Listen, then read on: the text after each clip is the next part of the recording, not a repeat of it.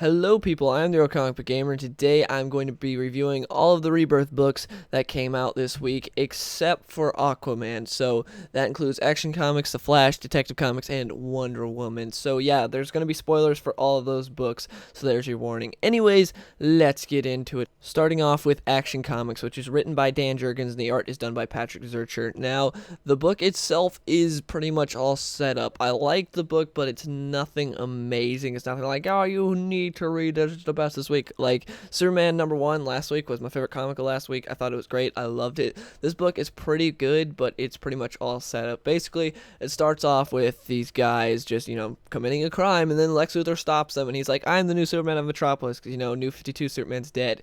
Well, Clark Kent from pre-New 52 universe, he sees what happened, and he's like, well, I'm not going to let Lex Luthor be the new Superman of this world. No, I'm not going to do that. So he shaves his beard, gets on a new suit, and just flies out to Metropolis, and just like he confronts Lex and like, you're not gonna be the new Superman. I don't trust you, even though you have a clean record on this earth. You're part of the Justice League. I don't trust you. So he says, we can continue. We can actually work together and stuff as long as you take that shield off. And so he tries to take the S off of his chest, and it shocks Superman. And so that's how the fight starts. And then Superman punches Lex, and they just go in a big fight, and it looks kind of cool. Because, like I said before, the art is pretty good, but then we see that this Clark Kent shows up. Clark Kent is a spectator of the fight, and everyone's just like, what? Like, Jimmy's like, everyone knows you're Superman. How are you alive? Superman died. This doesn't make any sense. Everyone's confused as to why he shows up. And then we see these guys that throughout the issue were trying to contain this package. The package falls off of, like, their flying craft, their flying ship, and it lands on the ground, and it turns out it's Doomsday, and that's where the issue ends. So, yeah. Not a whole lot happens in this issue, but Doomsday shows up. So again, this is pretty much all set up. So yeah, a little disappointing because Superman #1 was so good. So I was hoping this would be on that level, but it was still good. Nothing amazing. And the thing that I love about it is at the end it says in 2 weeks, Annihilation. 2 weeks. I love that. We don't have to wait a whole month for another book. 2 weeks. I'm so happy about that with Rebirth. But yeah, overall, it's a good book. The art's good, but nothing amazing. Definitely not the best book of this week. Now moving on to The Flash, which is written by Joshua Williamson, and I'm not even going to attempt to pronounce the artist's name.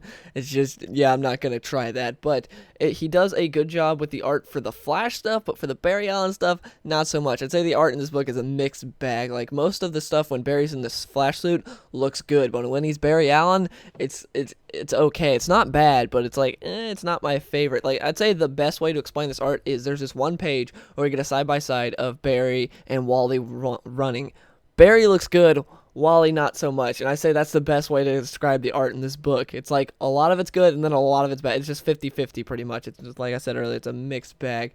So yeah, but the story, however, is pretty interesting. There's a lot going on in this book. It starts off with Barry. He's examining a murder just like what happened with when he was a kid. Like, it's exact. And so then he talks to his boss, and his boss is like, you're too close to this. You need to get off the case. And he's like, no, that's exactly why I need to be onto this, because it took 15 years to solve my case. I'm not going to let that happen to like this kid or anything. And we see he gets some visions. He sees, I think his name was Godspeed when they announced him when they announced all the Rebirth books. He's basically another Reverse Flash type character. To me, when they announced him, I was like, okay, he looks cool. I like the name. But another thing is, we don't need another Reverse Flash. We've already got a ton. Like, they added another in the New 52, and we don't need more. And that's exactly what we got here. But yeah, hopefully he'll be a cool villain. I was just hoping for some more diversity in Flash's villains instead of, hey, guess what? They can all run fast. I want some more villains for Flash that are like different than just they can run fast. But we also see he has a vision of Eobard Thawne. He freaks out, but then, we learn that it was all a vision. He runs across town. He talks to his dad about the case, and his dad's just like, maybe you need to slow down, think about it a bit. And he's like, nah, I do best when I'm running. So we see him do some stuff. He saves some people. He does some Flash things. He tries to go on a date with Iris, but that doesn't go so well. And then he runs into Wally West. Yes, this is the exact part in Rebirth. This is sort of a prequel/sequel to Rebirth. because we see how he encounters Wally West and what happened in Rebirth #1, that part, and we get a bit more of an explanation there. And so I like that, seeing Wally and Barry talking and just talking about how, yeah, they are our memories missing. And Wally and Barry, they have a good talk. Wally's like, I think I'm going to go and try and find the Teen Titans because they should be able to help me. And then Barry's just like, I'm going to go talk to Batman about the note and everything and about the smiley face that he found for Watchmen. So they talk a bit, and then it ends with someone showing up. I'm assuming who is Godspeed. Like he shows up at the house where that person was killed at the very beginning of the issue, the crime scene that resembles Barry's mom's crime scene. Someone shows up there, and they're trying to imply it looks like that it's Reverse Flash, but I think it's probably Godspeed. I don't know, but yeah, I'd say definitely get this book if you liked Rebirth #1 and you want to learn more about what's going on there, because Barry and Bruce have a good discussion about what's going on with like the smiley face of Bruce's letter and trying to like be like, why are the memories missing? And also you get to see like the lead up to when Wally and Barry meet. Also, there's more dialogue there, so more of an interaction between those two. So yeah, if you liked Rebirth #1, you want to learn more about it, definitely pick this one up. Next up is Wonder Woman. Now, this book is written by Greg Rucka. Yes, he's back to writing Wonder Woman, which I'm really happy about, and the art is done by Liam Sharp. He does a pretty good job. Basically, I'd say that's the most of the art this week. Is like, it's good, but nothing amazing, and so, yeah, same with Liam Sharp. He does pretty good. I really like how this opens, though. It opens with Wonder Woman being like, I have so many different memories right now. It's constantly changing. Like, she's got her pre-New 52 origin, which was where she was born of clay, and then her New 52 origin, where her mom and Zeus banged, and that's how she was made. And now she's just like, I'm trying to figure things out, what's going on. We just see her like stop a small crime, and she's trying to figure things out. She's like, what am I? Am I the god of war? Am I a peacekeeper? What's going on? She sort of like goes over her origin of how she got to be Wonder Woman, be the only person, the only Amazon that's out in the world, not stuck on Themyscira.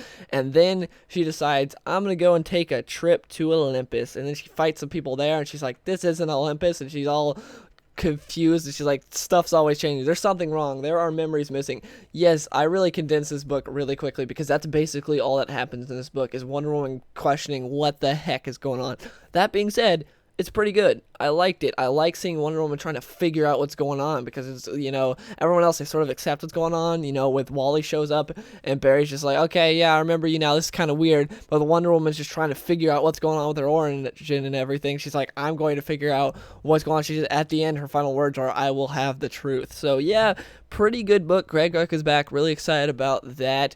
But it's basically just Wonder Woman searching for answers, and she gets none. So this is a setup for the rest of the story. And yeah, I'm excited to see what else happens with Wonder Woman. So overall, pretty good issue, but nothing like amazing.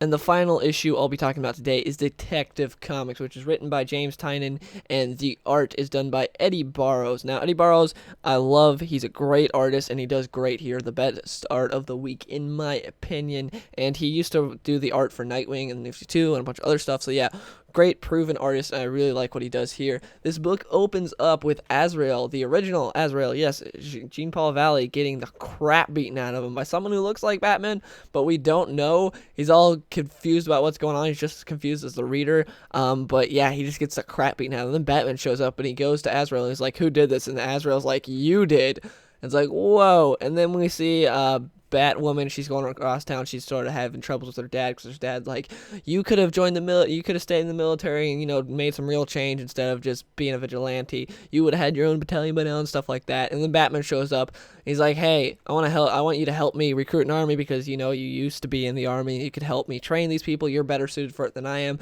And we're cousins. So yeah, so he reveals a secret identity. And one of my favorite parts of this issue is he reveals a secret identity, and she's like, thank God you're finally revealing it to me. I knew. And he's like, how? And it's like, I love that moment, because Bruce thinks he's got this super secret identity that no one can figure out, and she's just like, yeah, I knew. I love it. And Batman's just face, like, Eddie Barrows' art right there is great. Batman's face just like, how? But yeah, I love that part. It's a great moment. And after that, Batwoman and Batman go around together and sort of basically pull a Seven Samurai and recruit a bunch of different people. First up with Stephanie Brown. It's good to see her back. Then Tim Drake. I'm a little confused with this though because Tim Drake looks like he de-aged. He looks like the way Eddie Barrows did the art. Tim Drake looks like he's 13. I don't know.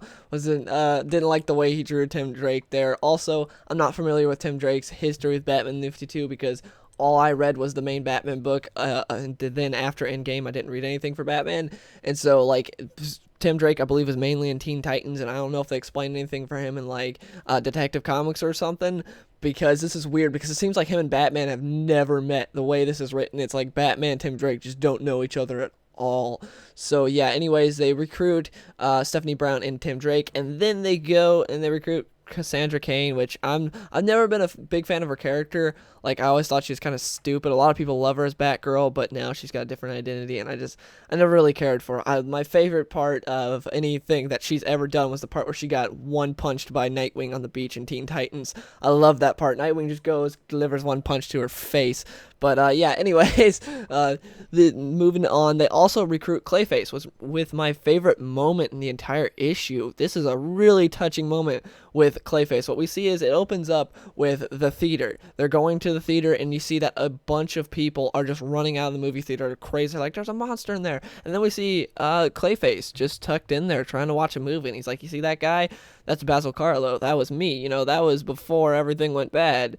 And it's like, man, this is kind of sad. And he talks about it, and he's like, Batman, just let me, please, just let me finish this movie, and then I'll go without a fight. I'll go back to Arkham. They're like, how about, what if I gave you more time? So they take him to a rooftop, they give him a little bit of speech, and they're like, you're going to be our army because we're fighting people that we don't know yet.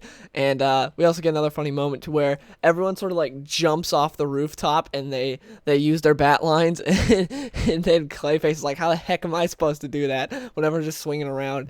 But yeah, then the issue ends with basically what looks like a bunch of Arkham Knights. They're just a huge bat army, but they look very Arkham Knight inspired. So yeah, this was my favorite issue of the week. I really enjoyed it. I thought it was pretty cool seeing Batman and Batwoman recruit an army to fight an army, and I'm really excited. It sort of reminded me of Batman Incorporated, so I'm really excited to see what happens next with Detective Comics. Best issue of the week, in my opinion. And yeah, please let me know in the comments below if you read any of these. What are your thoughts on them? What'd you think? And yeah, I'll see you guys in the next one.